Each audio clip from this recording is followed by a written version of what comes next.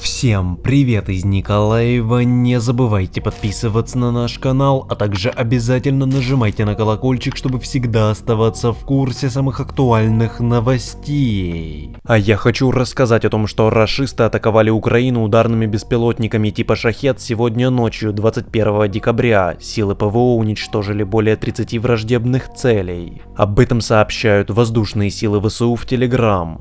Военные РФ выпустили по Украине 35 беспилотников «Шахед-136-131». Они атаковали с трех направлений: Чауда, оккупированный Крым, Приморско-Ахтарск, Курск, Россия. Отмечается, что атака дронов происходила волнами в разное время в период с 20:00 20 декабря по 3:30 21 декабря. В сообщении сказано: этой ночью на разных направлениях защитникам неба удалось сбить 34 из 35 выпущенных ударных БПЛА противника. Противовоздушная оборона работала в Киевской, Днепропетровской, Винницкой, Черкасской, Херсонской, Запорожской, Николаевской, Хмельницкой, Сумской, Полтавской, Черниговской и Кировоградской областях.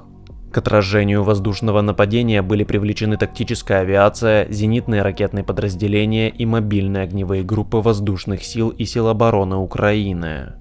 А вы слышали, что произошло 1 минуту назад? Если нет, то нажимайте прямо на экран.